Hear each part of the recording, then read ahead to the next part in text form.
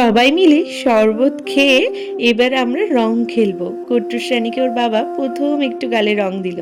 ওর কাছে কিন্তু পুরোটাই নতুন, তাও ও একটু শরীর খারাপের মধ্যেও আনন্দ করার চেষ্টা করছে। আর যারা যারা আগে শরবতের ভিডিওটা দেখোনি তারা কিন্তু আগের ভিডিওটা গিয়ে অবশ্যই দেখে এসো। শরবতের রেসিপিটা পুরো দেওয়া রয়েছে। ওইদিকে মেয়েকে নিয়ে আনন্দ করে তারপর তোমাদের দাদা আর আমি একটু বেরিয়েছিলাম। ভাবলাম চলো দুজন মিলে একটু মাসির বাড়ি যাই, মানে ওই রাস্তায় বেরিয়ে হুট করে প্ল্যানিং।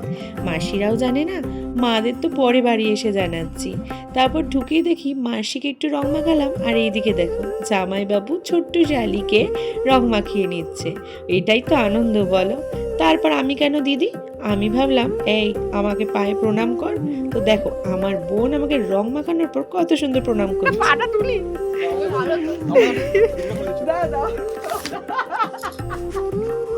বাবা সিয়ার মধ্যে এই সন্তোষী মা, এই বলছে সন্তোষী মার মতো আশীর্বাদ করছে।